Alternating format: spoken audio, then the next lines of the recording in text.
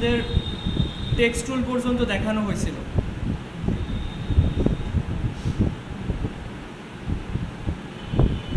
আচ্ছা, আমার মনে হয় এই কয়দিনের বিরতিতে অনেকের অনেক কিছু ভুলে যাওয়াটা স্বাভাবিক। আমার সবগুলো বিষয় আরেকবার রিভাইজ দিয়ে দেওয়া উচিত। তো সবাই একটু খেয়াল করেন এদিকে, একদম শুরু থেকে ইলাস্ট্রেটর সফটওয়্যার অন করার পর আমাদের সামনে এই ইন্টারফেসটা আমরা দেখতে পারছি। প্রথমত আমরা এই যে নিউ ফাইল, এখান থেকে অথবা ফাইল থেকে নিউ অথবা কন্ট্রোল এন এটা প্রেস করে আমরা নতুন একটা ফাইলের জন্য যে ডকুমেন্ট বা যে ইন্টারফেসটা আসে পপ আপ, এইটা আমরা এখন কাস্টমাইজ করে আমরা একটা আর্টবোর্ড নিব। তো এখানে অবশ্যই প্রথমে পরিমাপের এককটা আমরা পিক্সেলে নিব। সবাই একটু খেয়াল করেন, সবার এই ভুলটা হয় অনেকের। আপনার এই ভুলটা কতদিন হয়েছিল শাকিল ভাই? দেখেন, প্রথমে পরিমাপের একক আপনি পিক্সেল সিলেক্ট করে দিবেন। এরপর এখানে 1000, এখানে 1000, এখানে আর্টবোর্ড 1 থাকবে। আর এখানে যেহেতু স্কোয়ার শেপ, হরিজেন্টাল দেওয়াও যা ভার্টিক্যাল দেওয়াও তাই। আর এখানে আমরা ব্লিড এখন নিব না। আর এখানে কালার মোড 8 GB থাকবে, রাস্টার ইফেক্ট 300। এগুলো যা আছে যেমন আছে তেমন থাক। এবার আমরা ক্রিয়েট নিউ দিব। তো আমাদের সামনে 1000 বাই 1000 পিক্সেলের একটা আর্টবোর্ড তৈরি হলো। এখন দেখেন, এটা জুম ইন জুম আউট এটা কীভাবে আমি করি সবসময়, বেশিরভাগ সময় যেটা আমার কাছে ইজি মনে হয়, অনেকভাবে করা যায়, আমি আপনাদের দেখাইছি। তো অল্টার প্রেস করে ধরে মাউসের যে চাকাটা আছে ওইটা আপনি ঘোরাবেন। সামনের দিকে ঘোরাইলে জুম, পিছন দিকে দিলে জুম আউট। তো দেখেন, জুম আউট করলে এই যে এই অংশটুকুর ভিতরে আমরা কাজ করতে পারবো, আর এই যে এই অংশ কিন্তু আমরা কাজ করতে পারবো না।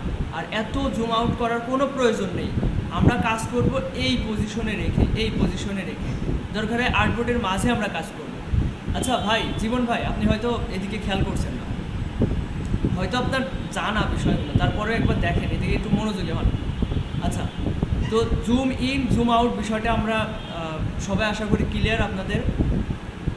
এখন দেখা যাচ্ছে এই পজিশনে রয়েছে, আপনি আর্টবোর্ড খুঁজে পাচ্ছেন না, কোনোভাবে আর্টবোর্ড খুঁজে পাচ্ছেন না। তো এর জন্য কী করবেন, Ctrl+0 দিলে 100% জুমে, 100% না, জুম হয়েছে 134%, এই যে এখানে দেখা যাচ্ছে। মানে আমাদের আর্টবোর্ডটা আমাদের সামনে ফুললি একদম মিড বরাবর প্রেজেন্ট হবে। এটা Ctrl+0 প্রেস করলে, আর Ctrl- প্রেস করলে জুম আউট হবে, Ctrl+আপ দিলে জুম ইন হবে। আচ্ছা, এরপর এই যে বড় যে স্পেস বারটা আছে এটাতে ক্লিক করলে মাউসের কার্যটা দেখেন হ্যান্ড, মানে হাতের মতো হয়ে যাচ্ছে। তো এরপর এইভাবে সরাই দিলে, মানে মাউসের লেফট বাটন ক্লিক করে ধরে সরালে এটা সরবে, তাছাড়া এমনিতে সরালে কিন্তু সরবে না। দেখেন, সরছে না। তো এই হচ্ছে বিষয় ভাই, এইদিকে খেয়াল করতে হবে। আপাতত সবার মনিটরের দিকে এখন যেন চোখ না যায়। তো এরপর যে বিষয়টা আসছে, আমাদের সবথেকে বেশি যে টুলসটা ব্যবহার হয় এটা হচ্ছে সিলেকশন টুল। এটার সাহায্যে শুধু সিলেক্ট না, আরও কাজ করা যায়। যেমন আমরা একটা যদি শেপ নিই, শেপটা নিলাম, এখন এটা তো হচ্ছে ফিল কালার হোয়াইট, এই জন্য আর্টবোর্ড হোয়াইটের উপরে এটা বোঝা যাচ্ছে না, আমরা আর্টবোর্ডের বাইরে নিই।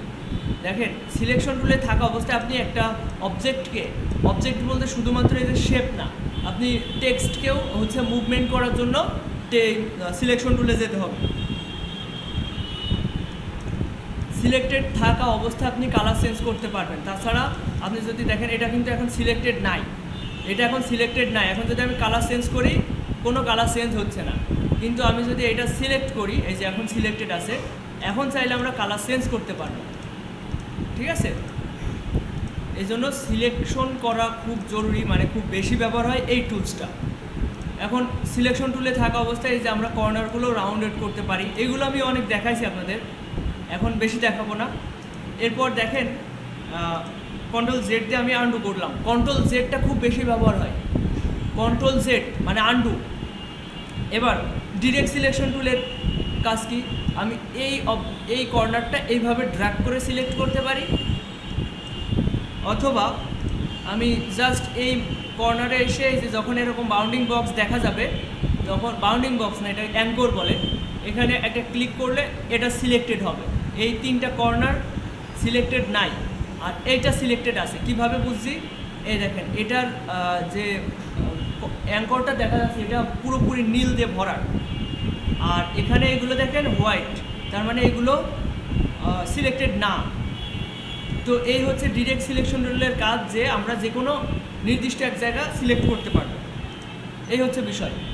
এখন সিলেকশন দেখলাম, ডিরেক্ট সিলেকশন টুল দেখলাম। এই দুটা ডিরেক্ট সিলেকশন টুল ব্যবহার হয়, বেশি একটা ব্যবহার হয় না, তাও জরুরি এটা। কিন্তু এর ভিতরে যেটা আছে গ্রুপ সিলেকশন টুল, এটা কখনো ব্যবহার হয় না, আমি অন্তত করি না।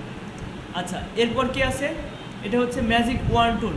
এটার কাজ হচ্ছে একই ধরনের কালারের শেপগুলোকে আমরা ধরতে পারবো। আচ্ছা, আমি এটার হচ্ছে ফিল কালারও অন রয়েছে, স্টোক কালারও অন রয়েছে। আমি স্টোক কালারটা রান করে দিচ্ছি। খেয়াল করেন আপনাদের সবার একটু রিভাইজ হয়ে যাচ্ছে, হ্যাঁ, সবাই একটু মনোযোগী হন, যদিও এগুলো আপনাদের আয়ত্তে রয়েছে। তো আমি ম্যাজিক ওয়ান টুলের কাজ দেখাচ্ছি। এর জন্য আমাদের দেখা ভিন্ন ভিন্ন কালার করতে হবে। দেখেন, আমি প্রথমে এটা সিলেক্ট করলাম, তারপরে আমি চাচ্ছি এটাও সিলেক্ট করবো। এটা কিভাবে করতে পারি? শিফট চেপে ধরে, তা শিফট যদি না চাপি তাহলে দেখেন এটা ক্লিক করছি, তাহলে এটা সিলেক্টেড সরে যাচ্ছে, এটা সিলেক্টেড হয়ে যাচ্ছে। তো এর সমাধান হচ্ছে শিফট প্রেস করে ধরে এটা ক্লিক করলে এই দুইটাই সিলেক্টেড হবে। তো এটাও ধরলাম, এটাও ধরলাম, এই দুইটাও আমি সবুজ কালার করলাম। করে আমি চাচ্ছি এখানে এই আর্টবোর্ডের ভিতরে যেগুলো হচ্ছে সবুজ আছে। আচ্ছা, এই যে আমি এর ডুপ্লিকেট নিচ্ছি কীভাবে বলেন তো সবাই? অল্টার প্রেস করে ধরে যদি আমি টান দিই তাহলে এর ডুপ্লিকেট হচ্ছে। আচ্ছা, এখন আমি চাচ্ছি এর ভিতরে সবুজগুলো সিলেক্ট করব। তো তার জন্য আমাদের ম্যাজিক ওয়ান টুলে যেতে হবে। একটা ক্লিক করব সবুজ একটার উপরে, এখানে যতগুলো সবুজ আছে সবগুলো সিলেক্টেড হয়েছে। এখন আমি এই টুলস থেকে এখন চলে গেলাম সিলেকশন টুলে, গিয়ে আমি কালার চেঞ্জ করতে পারি। এই যে সবুজগুলোকে আমি হলুদ করে দিলাম অথবা লাল করে দিলাম, এই হচ্ছে বিষয়। আবার দেখেন ম্যাজিক ওয়ান টুল দিয়ে আমি এটা সিলেক্ট করলাম, করে এখান থেকে একটা কালার সিলেক্ট করে দিলাম। আচ্ছা, লাল না, অন্য একটা কালার দিই, এই কালারটা দিই। দেখেন কালার চেঞ্জ করে ফেললাম।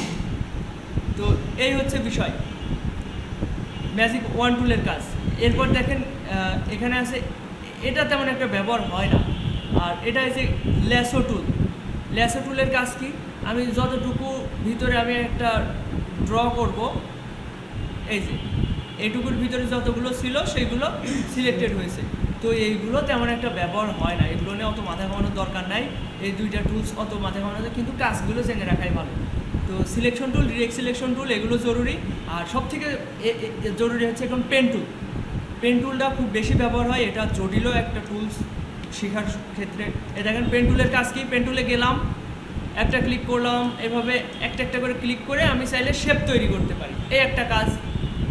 এরপর দেখেন আমি একটা কার্ভ তৈরি করব, একটা কার্ভ তৈরি করলাম। আমি চাচ্ছি যে এখান থেকে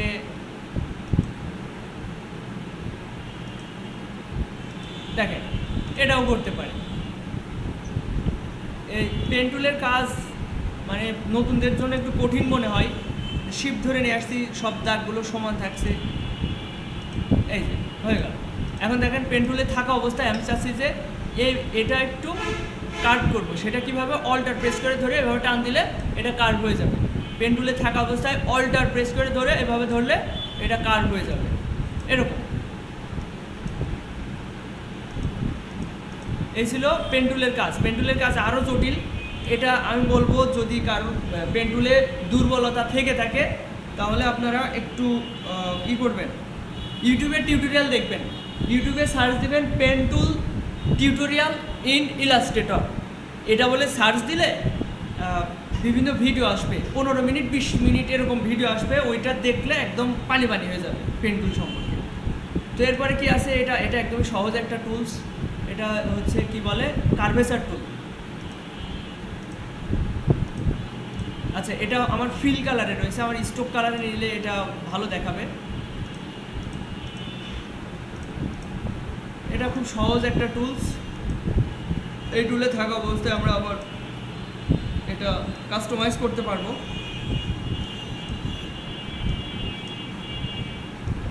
তো এই হচ্ছে বিষয় যে আমরা চাইলে স্টোভ বাড়াতে পারি, আবার স্টোভ থেকে আমরা এই যে এখানে ক্লিক করে, খেয়াল করেন এই জায়গায় ক্লিক করে ফিল কালারে কনভার্ট করতে পারি। এই তো ফিল কালারে কনভার্ট হয়ে গেছে। তো এই হচ্ছে এই টুলের কাজ। আচ্ছা, এরপর আমরা দেখছিলাম হচ্ছে টেক্সট টুল, তাই না?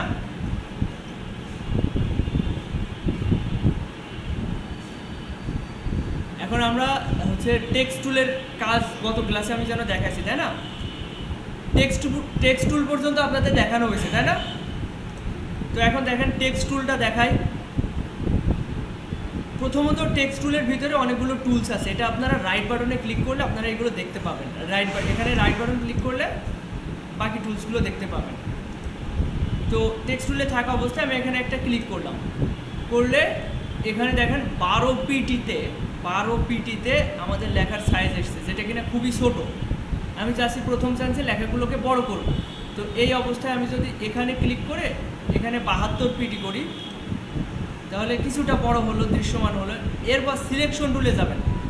সিলেকশন টুলে গিয়ে এইভাবে মানে ওই কর্নারে যখন যাবেন, মাউসের কার্সরটা যখন চেঞ্জ হয়ে অ্যারোর মতো লাগবে, এই যে এমন, তখন শিফট প্রেস করে ধরে এইভাবে বড় করে নেবেন।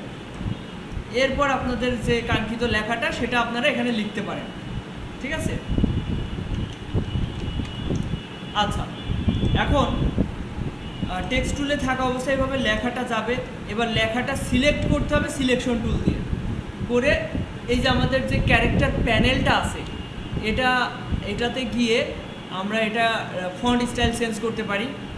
এই যে আমি যখন অ্যারো চিহ্নতে ক্লিক করলাম, এবার কিবোর্ডে যে অ্যারো চিহ্ন আছে ওটাতে নিচেরটাতে ক্লিক করতে থাকছি, একটা একটা করে চেঞ্জ হচ্ছে। অথবা মাউসের কার্সর দিয়ে এভাবে যে হুইলটা আছে ওটা ঘুরাবেন, ঘুরিয়ে ঘুরিয়ে দেখবেন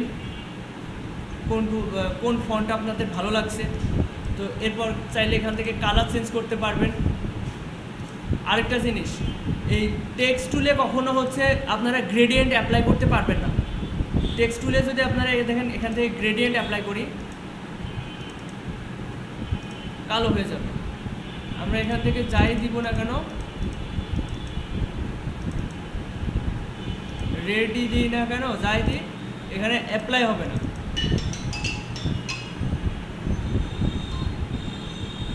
এটার উপরে অ্যাপ্লাই হবে না।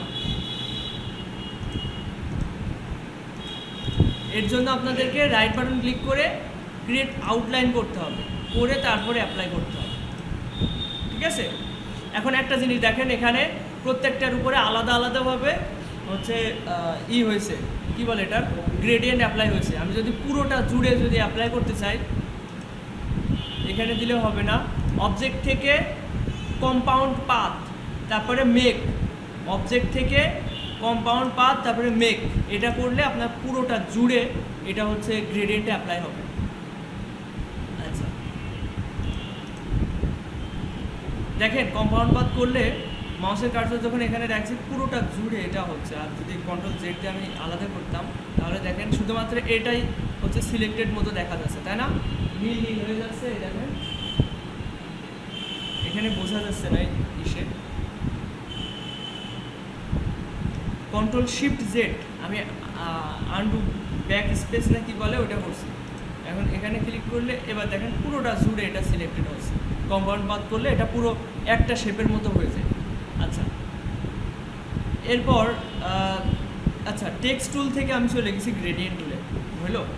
আচ্ছা, টেক্সট টুলটা দেখলাম। এবার এর ভিতরে এরিয়া টাইপ টুল, এটা আমাদের দরকার নেই তেমন একটা। এটা আমি গত ক্লাসে কিন্তু আমরা খুব ভালোভাবে শিখছিলাম, আজকে কিন্তু আমি রিভাইজ দিচ্ছি, তাই বেশি দ্রুত চলে যাব। এখানে যেগুলো খুব গুরুত্বপূর্ণ সেই টপিকসগুলো একটু দেখাচ্ছি। যেমন টাইপ অনে পাথ টুল, এটা গুরুত্বপূর্ণ, আর এগুলো কোনো তেমন একটা দরকার হয় না। অনেকদিন অফ ছিল, সেই প্রবলেম আবার শুরু হয়েছে। আচ্ছা, যে বিষয়গুলো এখন দেখাইছি আপনাদেরকে, এটা আপনারা একটু হচ্ছে প্র্যাকটিস করেন একদম প্রথম থেকে। এটা চালিয়ে রাখলে অটোমেটিক ঠিক হয়ে যায়। অফ ছিল প্রায় সপ্তাহখানেকের উপরে, এজন্য আবার সেই সমস্যা দেখা দিয়েছে। এই সমস্যা আগেও হয়েছিল।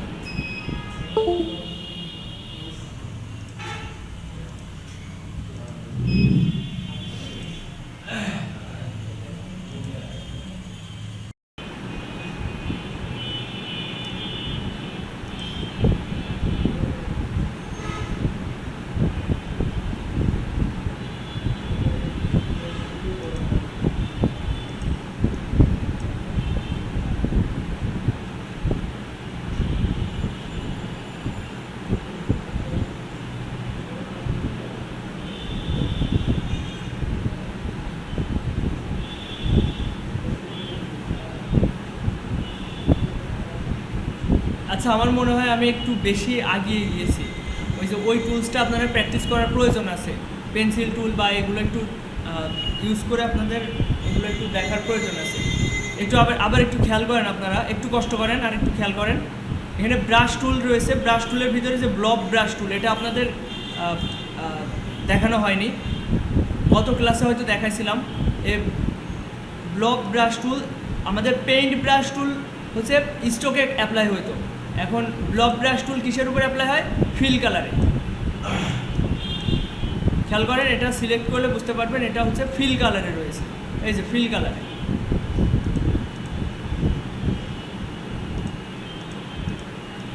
তো এটা হচ্ছে ব্লব ব্রাশ টুল। আর এখানে যে শার্পার টুল রয়েছে, এটা একটু প্র্যাকটিস করবেন আপনারা সবাই। এই যে এটা এরকম সমান করে দিলে একদম মানে তীক্ষ্ণ হচ্ছে তৈরি হয়, আর এটা হচ্ছে ফিল কালারে তৈরি হয়, ফিল কালারে। এরপর যেটা রয়েছে সেটা হচ্ছে পেন্সিল টুল। পেন্সিল টুল দিয়ে ইচ্ছামতো কিছু ড্র করতে পারবেন, আর এটা স্ট্রোক কালারে হয়, আপনারা চাইলে ফিল কালারেও কনভার্ট করে নিতে পারবেন। আচ্ছা, এরপরে যেটা আছে সেটা হচ্ছে স্মুথ টুল। স্মুথ টুলের আগে আমাদের পেন্সিল টুল দিয়ে কিছু একটা তৈরি করে নিলাম, নেওয়ার পরে আমরা যদি হচ্ছে স্মুথ টুলে যাই তাহলে এভাবে ড্র করলে এটা সমান করা যায়, এই যে এভাবে।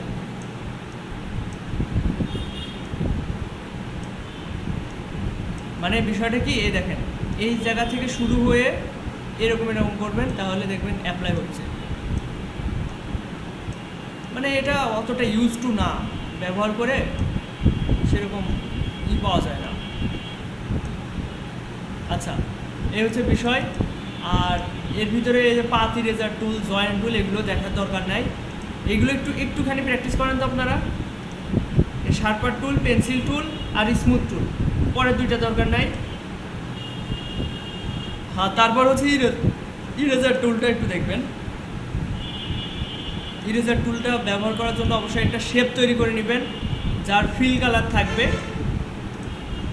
তারপর ইরেজার টুলে থাকা অবস্থায় এই আমাদের ইরেজারের যে বৃত্তটা, এটা একটু বড় করতে হলে থার্ড ব্র্যাকেট ক্লোজ মানে পরেরটা প্রেস করে ধরে রাখবেন, তাহলে বড় হবে।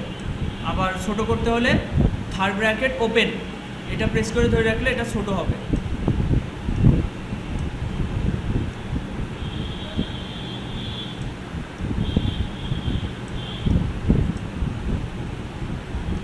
আর ইরেজার টুলে থাকা অবস্থায় এভাবে শিফট না, এটা অল্টার প্রেস করে ধরে এভাবে ড্র করে এভাবে কাটবেন। ঠিক আছে, বোঝা গিয়েছে? এটা ইরেজার টুলে থাকা অবস্থায় এইভাবে ড্র করে কাটতে হবে। হ্যাঁ,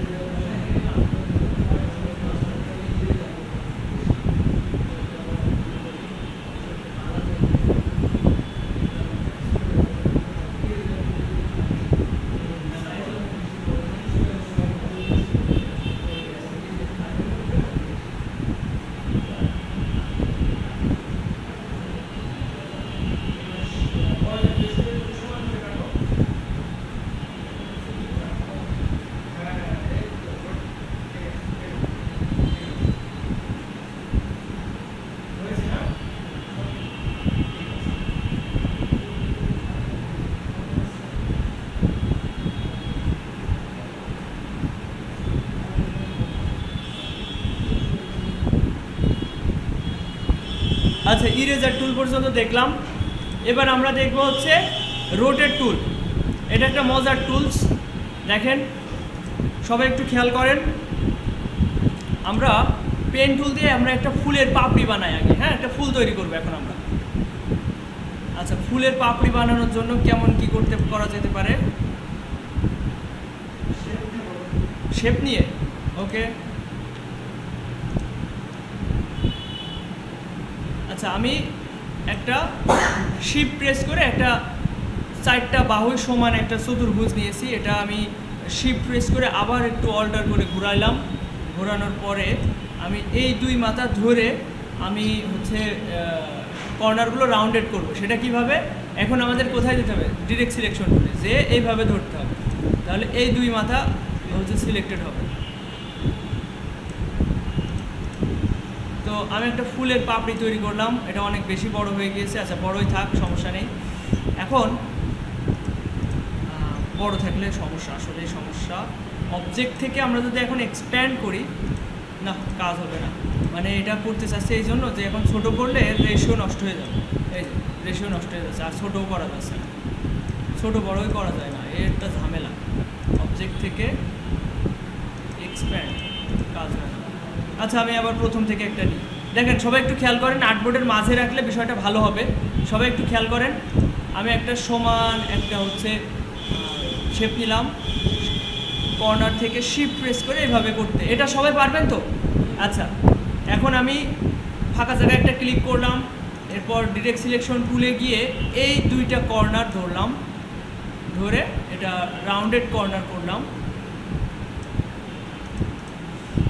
ফুলের পাপড়ির কালারটা একটু চেঞ্জ করে দিই।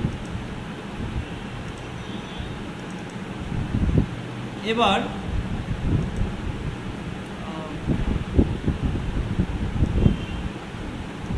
বেশি বড় হয়ে গেল, আর একটু ছোটো হলে মনে হয় ভালো হতো। আচ্ছা, যাই হোক, এখন খেয়াল করেন আমি এটা মিডিল অ্যালাইন করলাম। মিডিল অ্যালাইন এর মিড বরাবর রাখলাম। এরপর কি করব? রোটেট টুলে এইটা সিলেক্টেড থাকা অবস্থায় রোটেট টুল, এই যে এইটা ইরেজার টুলের পরের টুল, রোটেট টুলে গিয়ে এখানে ক্লিক করাতে দেখেন এখানে একটা সেন্টার পয়েন্ট তৈরি হয়েছে। এই যে এইটা সেন্টার পয়েন্ট, আমাদের ওইটাকে আনতে হবে এখানে। মানে ওইটাও হচ্ছে আমাদের সেন্টার, বা ওইটাকে কেন্দ্র করে আমরা রোটেট করব। তো আমরা ওইটা নিয়ে আসবো হচ্ছে এই বরাবর নিয়ে আসবো। তো এটা অল্টার প্রেস করে ধরে এখানে একটা ফাঁকা জায়গায়, যে জায়গা আমার মিড পয়েন্ট রাখবো সেখানে ক্লিক করব। মানে ফুলের কেন্দ্রবিন্দু কোথায় রাখতে চাই সেটা সিলেক্ট করতে হবে। আচ্ছা, আমি এখানে ক্লিক করি। হাতের আন্দাজে তো নেওয়া সম্ভব না, আমি একটু কন্ট্রোল জেড দিই। আমি একটা হচ্ছে কন্ট্রোল আর দিয়ে রুলার নিতে হবে। এটা কি আপনাদের দেখাইছি কখনো? কন্ট্রোল আর দিলে রুলার আসবে, সাইড দিয়ে রুলার আসবে। তো কন্ট্রোল আর দিয়ে রুলার নিয়ে আসার পরে এইটা আমরা মিড বরাবর অ্যালাইন করব। মানে এটা সিলেক্টেড থাকা অবস্থায় যদি আমরা এই যে অ্যালাইন তো দেখেছেন তাই না সবাই, এই যে এটা হরিজন্টাল অ্যালাইন সেন্টার, এইটা আর এইটা সব থেকে বেশি ব্যবহার হয়, এটা খেয়াল করে রাখবেন, এইটা আর এইটা। তো হরিজন্টাল অ্যালাইন সেন্টারে ক্লিক করলে মিড বরাবর থাকবে। আর এটা তো আমি আগে থেকেই হচ্ছে অ্যালাইন করছি। এই 2টা কাজে কারোর কোনো এখন পর্যন্ত বুঝতে অসুবিধা আছে কারোর? আচ্ছা, এখন দেখেন আমি এই ফুলের পাপড়িতে ক্লিক করলাম, রোটেট টুলে গেলাম, এখানে এর উপরে অল্টার প্রেস করে একটা ক্লিক করলাম। এই গাইডটা আনার বা এই রুলারটা আনার একটাই রিজন যে আমি যেন সমান করে একটা হচ্ছে কী বলে এটা সেন্টার পয়েন্ট করতে পারি, ঠিক আছে? এখন দেখেন এখানে ক্লিক করার পরে আমার সামনে একটা পপ আপ এসছে বা উইন্ডো এসছে। এখন এটা আমাদের ক্যালকুলেশন বুঝতে হবে। একটা বৃত্ত কত ডিগ্রি? 360 ডিগ্রি, তাই না? তো আমরা এখান থেকে ক্যালকুলেশন করে কয়টা পাপড়ি নিব এটাও বের করতে পারি। তো 360 ভাগ কয়টা পাপড়ি নিব? এখানে 12টা নিই না 10টা নিব? তো 10, 360 ভাগ 10। এবার যদি আমি কপিতে ক্লিক করি, একটা কপি হয়েছে। এই অবস্থায় আমি কোথাও ক্লিক না করে কন্ট্রোল ডি প্রেস করতে থাকবো। এখানে 12টা পাপড়ি হয়েছে, এই 12টা কেন 10টা। 1 2 3 4 5 6 7 8 9 10। ঠিক আছে, 10টা পাপড়ি হয়েছে। আমি কম নিলে কমও হইতো। তো এই যে গাইডটা আমি চাইলে এখন ডিলিট করে দিতে পারি, এভাবে সিলেক্ট করে ডিলিট। তো এটা সবাই একটু ট্রাই করেন তো, ফুলের পাপড়ি আরও ছোটো নেওয়ার চেষ্টা করেন।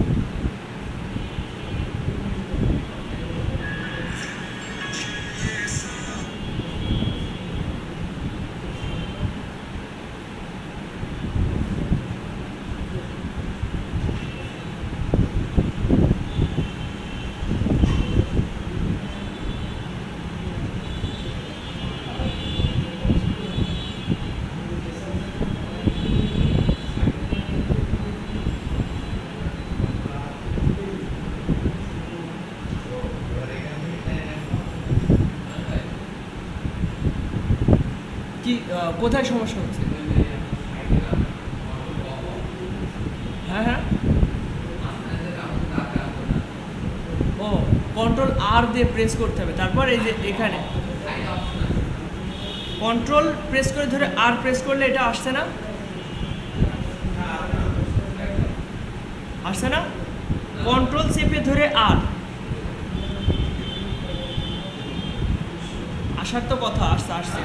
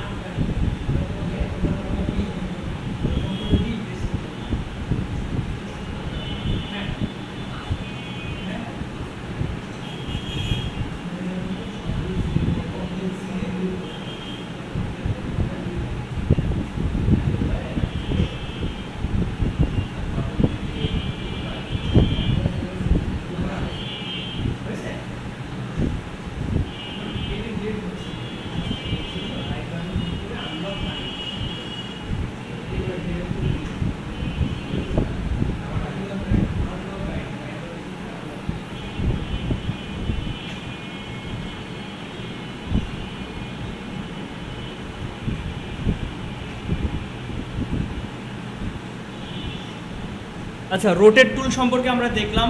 এবার রোটেট টুলের ভিতরে একটা আছে হচ্ছে রিফ্লেক্ট টুল। রিফ্লেক্ট টুল কেমন কাজ করে দেখেন।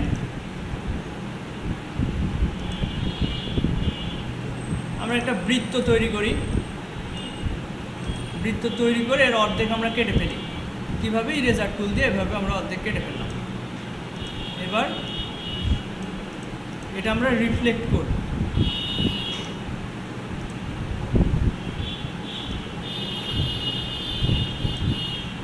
এটার কপি নিব, দেখেন এর রিফ্লেক্ট হয়ে গেছে। রিফ্লেক্ট মানে কি? প্রতিবিম্ব, তাই না? তো সেটার প্রতিবিম্ব তৈরি হয়েছে। খেয়াল করেন আরেকবার, আমি একটা বৃত্ত নিচ্ছি, সবাই খেয়াল করেন। বৃত্ত নিয়ে ইরেজার টুল দিয়ে অর্ধেক কেটে ফেলি। এবার এর রিফ্লেক্ট তৈরি করব। কিভাবে? সেটা রিফ্লেক্ট টুলে গিয়ে, মানে ওই যে রোটেট টুলের রাইট বাটন ক্লিক করে রিফ্লেক্ট টুল পেয়ে যাবেন। এবার এই যে সেন্টারটা আপনাদের সিলেক্ট করে দিতে হবে, কোন অ্যাঙ্গেলে সরাবেন। এটা কিন্তু এইভাবে সরবে না, এর জন্য অল্টার প্রেস করে ধরে এটা টেনে নিয়ে আসতে হবে। এরপর কপি দিলে এটা আপনি দুইটা দেখতে পাবেন, আর না হলে একটা।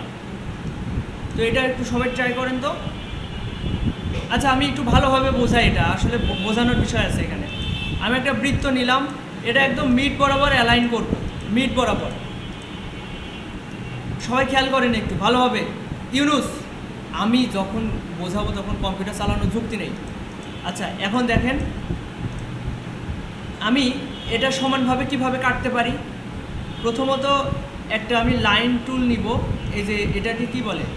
লাইন সেগমেন্ট টুল। এটা একটা ক্লিক করেও নিতে পারি, কিন্তু আমি ক্লিক করে নিব না, আমি শিফট ধরে এভাবে নিব। আর এইটা একদম মিড বরাবর অ্যালাইন করে দেবো, এই দাগটাকে মিড বরাবর। এর কিন্তু ফিল কালারও নেই আর হচ্ছে স্ট্রোক কালারও নেই, দুইটাই না। তারপরেও এই দুইটা সিলেক্ট করে আমরা কাটতে পারি। কিভাবে? এই যে শেপ বিল্ডার টুল আছে, এই টুল পর্যন্ত আমরা তো যাইনি। আমরা এখান থেকে ডিভাইডেড টুল করি, ডিভাইডেড। ঠিক আছে, ডিভাইডেড করলে কি হবে? বিভক্তি হয়ে যাবে। এবার আমরা আনগ্রুপ করে দুইটা আলাদা করতে পারি। এক পার্ট আমরা ডিলিট করে দিলাম। তার মানে কি? এই বৃত্তটা এখন একদম হচ্ছে সমানভাবে দুই টুকরো হয়েছে, তাই না? কিভাবে করলাম এটা আরেকবার দেখাই। একটা বৃত্ত নিলাম, এটা একদম মিড বরাবর হচ্ছে অ্যালাইন করে নিলাম। কিভাবে? Horizontal align centre, vertical align centre. এরপর আমি চাচ্ছি একটা দাগ নিব, সেই দাগ বরাবর কাটবো। সেটা কিভাবে? লাইন সেগমেন্ট টুলে গেলাম, শিফট ধরে এভাবে একটা টান দিলাম।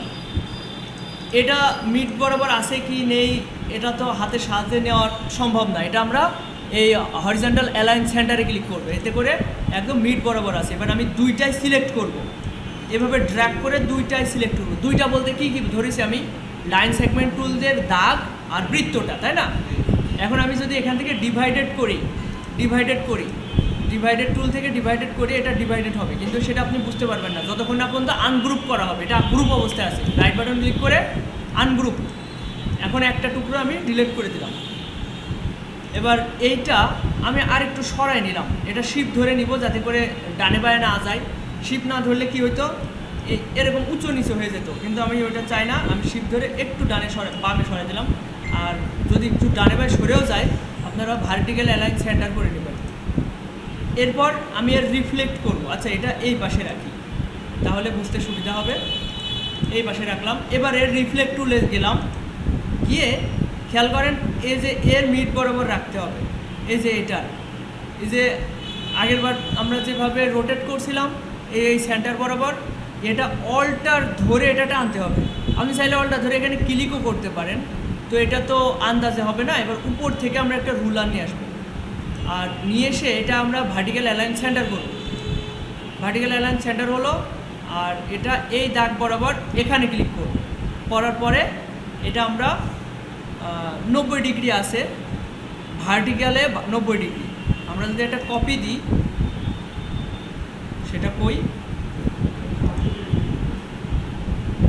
আচ্ছা, আমাদের ভুল হয়েছে। রিফ্লেক্ট টুলে থাকা অবস্থায় এখানে একটা ক্লিক করলাম, অল্টার প্রেস করে এখানে ক্লিক করলাম। এবার প্রিভিউ অন আছে, এবার আমরা কপি নিব। এই যে বোঝা গেল? জিনিসটা একটু জটিল হয়ে গেল, তাই না? হ্যাঁ, ট্রাই করেন তো সবাই।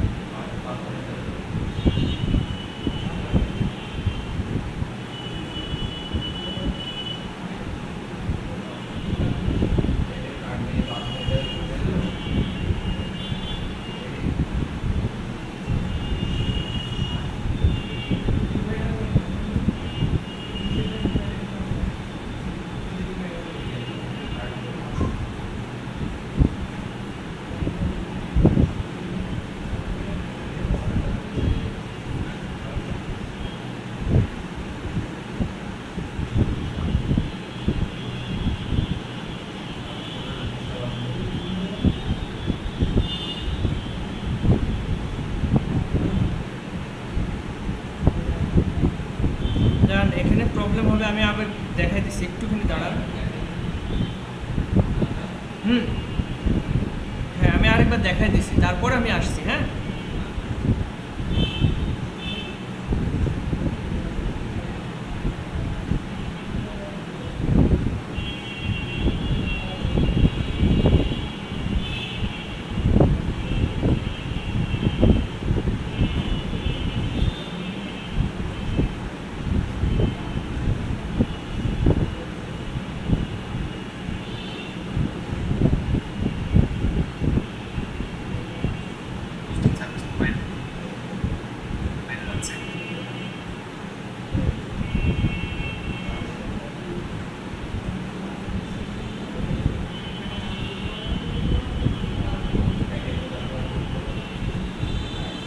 আচ্ছা দেখেন, সবাই একটু খেয়াল করেন, আমি একটা বৃত্ত নিচ্ছি। ভাই এদিকে খেয়াল করতে হবে, আপনার প্রবলেম কোথায় আপনি এখন দেখতে পাবেন। একটা বৃত্ত নিচ্ছি, এটাতে তো সমস্যা নেই। একটা লাইন সেগমেন্ট টুল নিচ্ছি, শিফট প্রেস করে, যাতে করে একদম সমান দাগ হয়, এটাতেও তো সমস্যা নেই। এটা অ্যালাইন করে দিলাম, এটাতে তো সমস্যা নেই, তাই না? এবারে এই দুইটা সিলেক্ট করে, কথা এখন বলা যাবে না, এই দুইটা সিলেক্ট করে ডিভাইডেড করলাম, এটাতে তো কোনো সমস্যা নেই। রাইট বাটন ক্লিক করে আনগ্রুপ করতে হবে, রাইট বাটন ক্লিক করে আনগ্রুপ করে এক টুকরো ডিলিট করে দিতে হবে, এটাতে তো কোনো সমস্যা নেই, তাই না? আনগ্রুপ করতে হবে, হ্যাঁ। আচ্ছা, সিলেক্ট করে আনগ্রুপ করতে হবে, তা হচ্ছে না? ডিভাইডেড অপশনে ক্লিক করার পরে হচ্ছে না। আচ্ছা, এখানে প্রবলেম, তাই তো?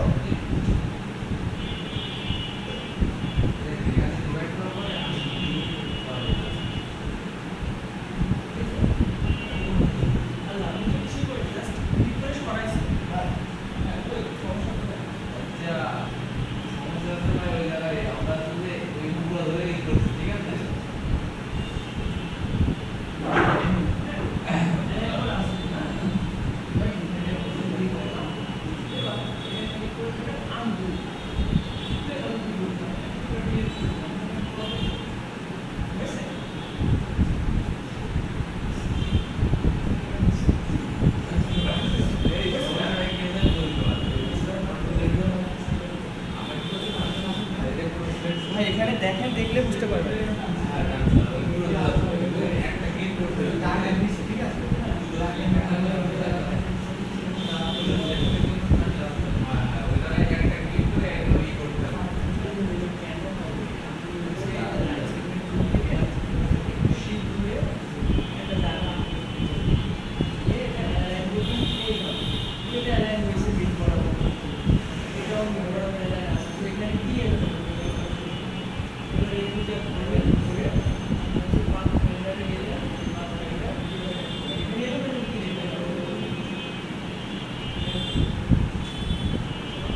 আচ্ছা, এদিকে খেয়াল করেন। এবার আপনাদের এই ডিভাইডেড করা নিয়ে কোনো সমস্যা আছে কারোর?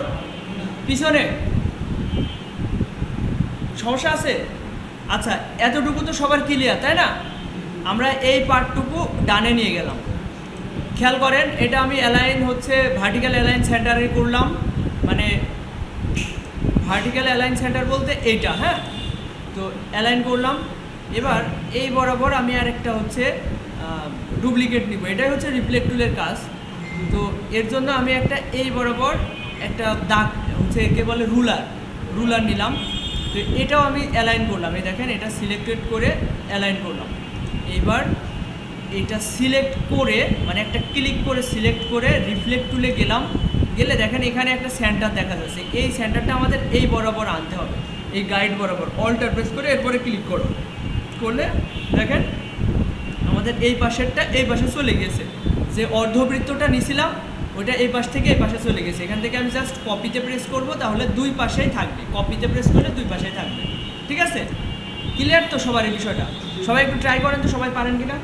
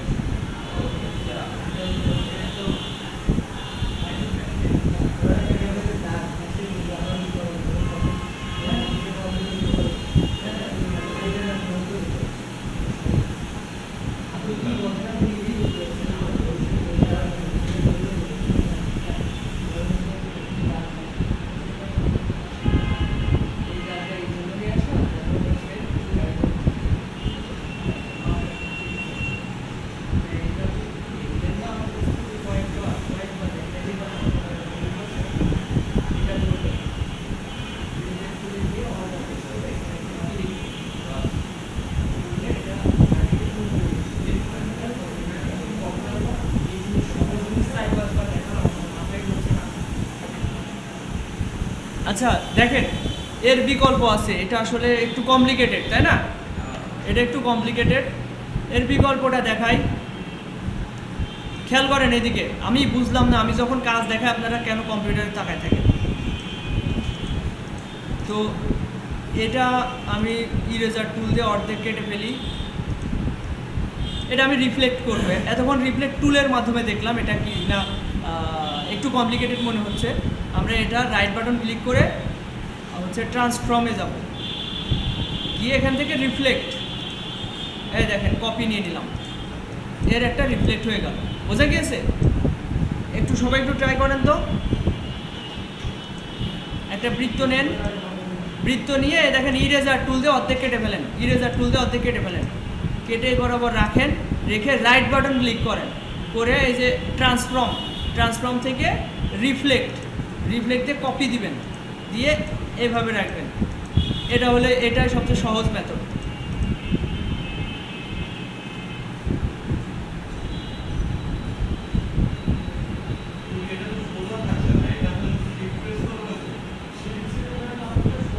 হ্যাঁ, দুইটা আবার অ্যালাইন করে নিতে পারবেন অ্যালাইন টুল থেকে।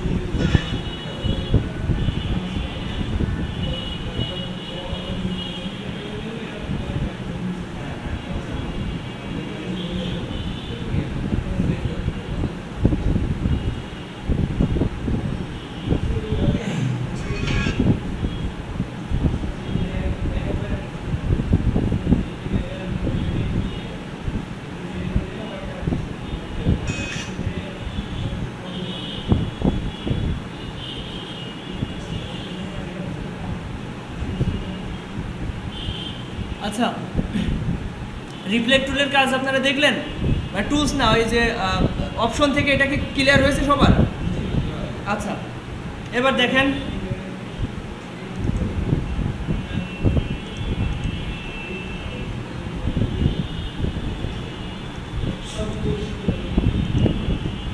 এরপর আছে স্কেল টুল।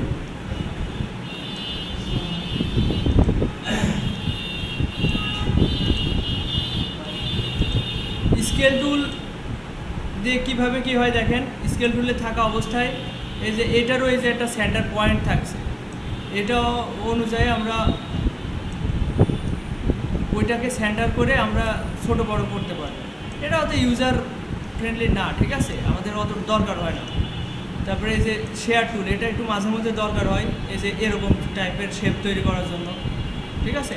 এগুলো আপনারা একটু ট্রাই দেখেন কীভাবে কী করে, আমার অত কাজে প্রয়োজন হয় না এগুলো।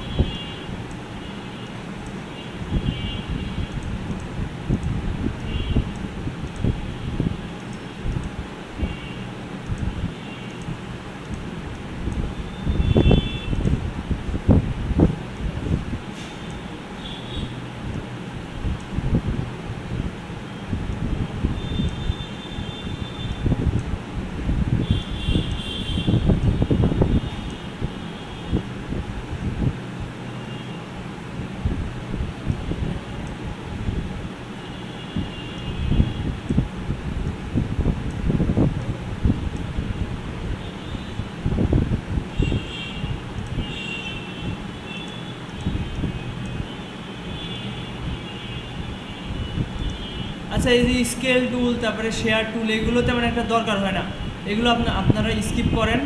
এরপরে যেটা দরকার হয় সেটা হচ্ছে এই যে এইটা উইথ টুল, খেয়াল করেন সবাই, মানে যেগুলো দরকার হয় না, সব টুলস আসলে প্রয়োজন হয় না আমাদের, আমরা বেসিক্যালি যেগুলো ব্যবহার করি সব থেকে বেশি ওইগুলো দেখা দরকার আছে। যেমন এই যে উইথ টুল, এটা প্রয়োজন আছে। এটার জন্য আপনাদের আগে হচ্ছে পেন টুল বা যে কোনোভাবে স্ট্রোক নিতে হবে, স্ট্রোকের উপরে ওটা অ্যাপ্লাই হয়। আমি একটা স্ট্রোক নিলাম, এটার পিটি একটু বাড়াই দিলাম বোঝার সুবিধার্থে। এরপর উইথ টুলে গিয়ে আমি এখান থেকে এটার যদি অল্টার প্রেস করে টানি তাহলে এক পাশ বড় হবে, আর যদি নর্মালে টানি তাহলে দুই পাশ বড় হবে, ঠিক আছে। এবার স্ট্রোক টুলে গিয়ে আমরা চাইলে কর্নারগুলো রাউন্ডেড কর্নার করে দিতে পারি।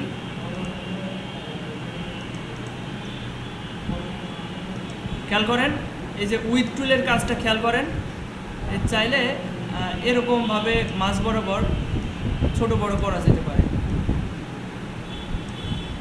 ঠিক আছে, ইচ্ছা মতো কাস্টমাইজ করা যেতে পারে।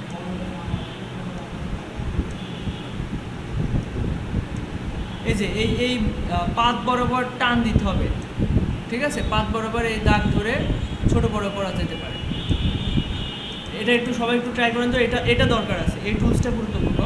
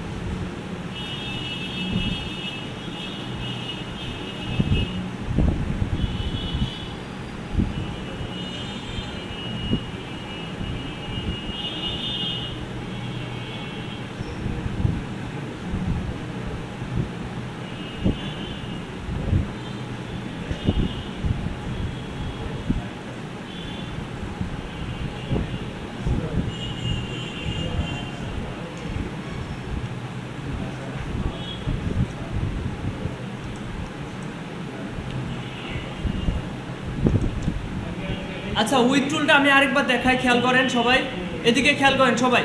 পেন টুলে থাকা অবস্থায় আমি একটা শিপ ধরে একটা দাগ নিলাম, এতটুকু তো সবাই পারবেন তাই না? এরপর এটার পিটি একটু বাড়াই দিলাম। এরপর এটার হচ্ছে আমি একটুখানি এই যে এখান থেকে ক্যাপসটাকে রাউন্ডেড ক্যাপ করেছি। এটা নর্মাল থাকলে সমস্যা নেই, এত কিছু মাথায় ঘামানোর দরকার নেই আপাতত। তো আমরা উইথ টুলে গেলাম, গিয়ে এই যে এখানে যে দাগ দেখতে পাচ্ছেন, নর্মাল এভাবে টান দিলে দুই পাশ থেকে বড় হবে। আর যদি মনে করেন যে আমি এক পাশ বড় করব, তাহলে অল্টার প্রেস করে বড় করতে পারেন, ঠিক আছে? অল্টার প্রেস করে ধরে টান দিলে এক পাশ বড় হবে।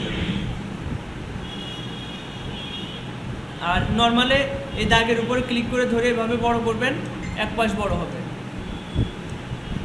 এটা কি সবাই পেরেছেন? কারো কি করতে সমস্যা আছে? সাইমন দেখো তো।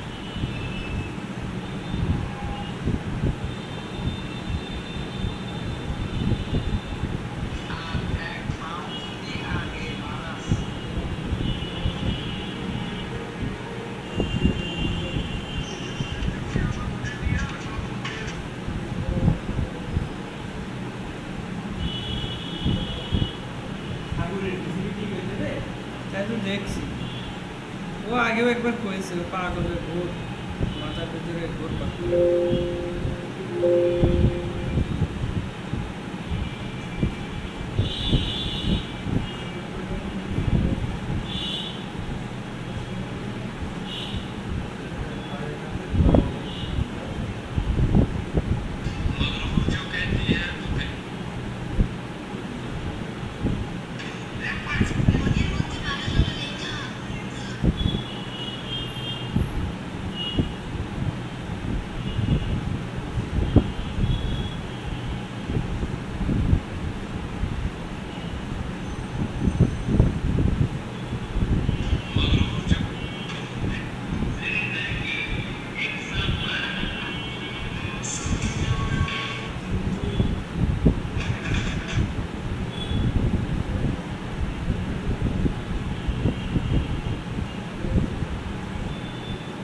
আচ্ছা, এটা কি হয়েছে আপনাদের সবার? আচ্ছা, এবার আমরা এটার পরে এটা হচ্ছে ফ্রি ট্রান্সফর্ম টুল। এটাও তেমন দরকার হয় না, ফ্রি ট্রান্সফর্ম আমরা তো এমনিতে ফ্রি ট্রান্সফর্ম করতে পারি।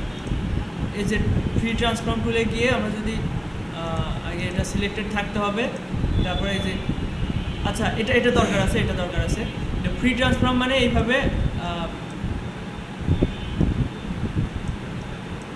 ফ্রি ট্রান্সফর্ম, এই টুলে থাকা অবস্থায় ফ্রিভাবে ট্রান্সফর্ম করতে পারবো, মানে মুভমেন্ট করতে পারবো। কিন্তু তারপরে টুলসটা দরকার আছে, এই যে এটা দিয়ে আমরা এইভাবে একটা কিছু করতে পারি যখন প্রয়োজন হয় আমাদের, ঠিক আছে? তো তারপরে এই যে এটা দিয়ে এক একটা কর্নার এক এক রকম রাখতে পারি, ঠিক আছে? এটা একটু ট্রাই করেন তো সবাই, এই ফ্রি ট্রান্সফর্ম টুলটা, এটা ক্লিক করলে আরও 2-3টা টুলস চলে আসবে। তারপরে ওইটাতে একটু মুভমেন্ট করে দেখেন। এগুলো আমাদের তেমন একটা প্রয়োজন পড়ে না, ঠিক আছে? তারপরেও সব কিছু দেখে রাখা ভালো, তাই।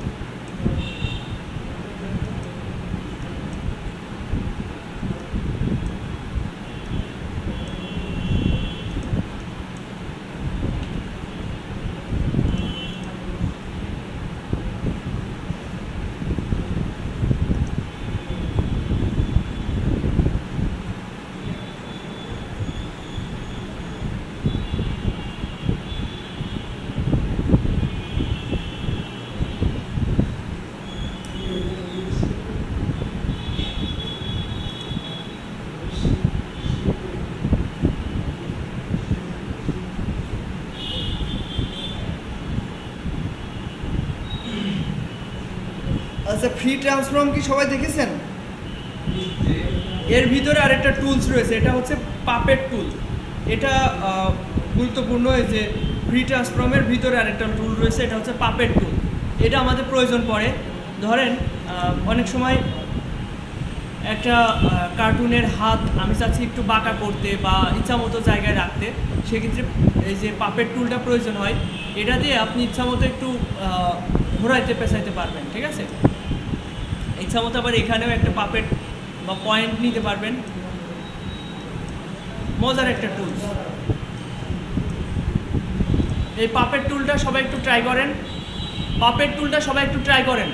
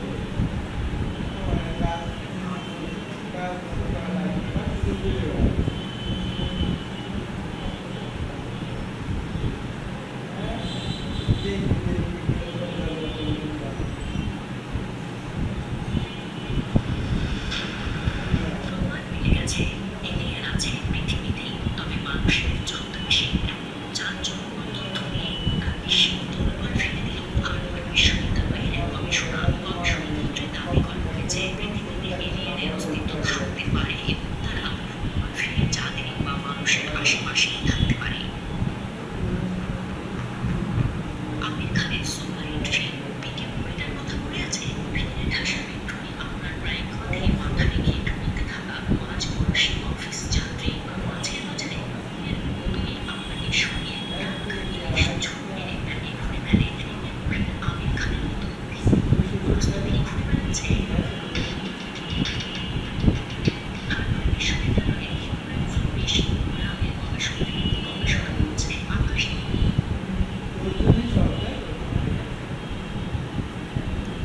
আচ্ছা, পাপেট টুলটা আমরা দেখলাম। এরপর সব থেকে গুরুত্বপূর্ণ মানে এই টুলসগুলোর ভিতরে এটা হচ্ছে শেপ বিল্ডার টুল। আমরা এটা দেখব। শেপ বিল্ডার টুল এই যে আমরা হচ্ছে পাথ ফাইন্ডার ব্যবহার করতাম, এটা অনেকটাই ব্যবহার করা লাগে না শুধুমাত্র এই শেপ বিল্ডার টুলটা ব্যবহার করলে। দেখেন, খেয়াল করেন, আমি মাল্টিপল কিছু শেপ ক্রিয়েট করছি। দেখেন, আমি কিছু শেপ ক্রিয়েট করলাম, এবার সবগুলো সিলেক্ট করলাম। এখন শেপ বিল্ডারে থাকা অবস্থায় আমি চাচ্ছি যে এই যে পাথ ফাইন্ডারের কাজ কী ছিল, বা এই পাথ ফাইন্ডারের ভিতরে যে ইউনিটের কাজ সবগুলোকে এক করা, তাই না? আমি চাইলে সেটাও করতে পারি। এই যে এখানে সব ড্র করলাম, সব কিন্তু একটা হয়ে গেল। দেখেন, একটা হয়ে গেল। এই হচ্ছে ইউনিটের কাজ খেয়ে নিল শেপ বিল্ডার করে। এরপর দেখেন,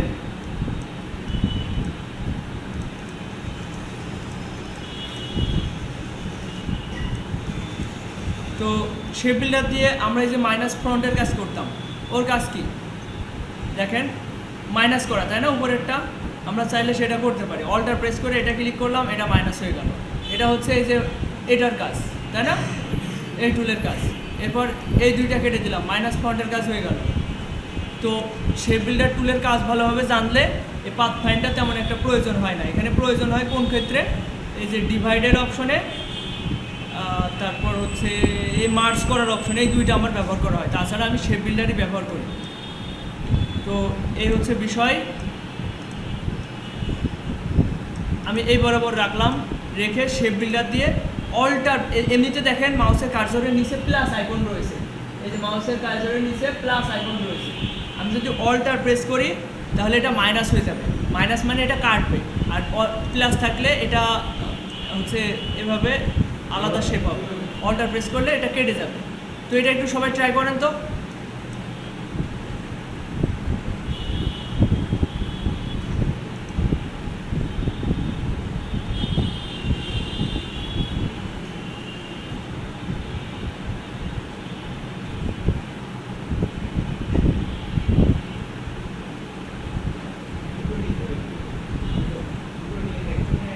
একটার উপরে আপনি কি অ্যাপ্লাই করবেন বলেন? আচ্ছা, শেপ বিল্ডার টুল আর একটু ভালোভাবে শেখানো উচিত। আর আজকে ক্লাসের টাইম অলরেডি হয়ে গিয়েছে। আমি সামনের ক্লাসে শেপ বিল্ডার তারপরে বাদ বাকি টুলসগুলো ক্লিয়ার করব। তো আজকের ক্লাস এখানে শেষ করছি, আর আপনারা ওইগুলো প্র্যাকটিস করেন।